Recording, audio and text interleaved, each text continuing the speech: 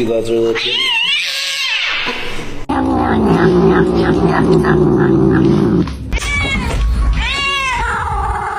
Saying Chase's least favorite words.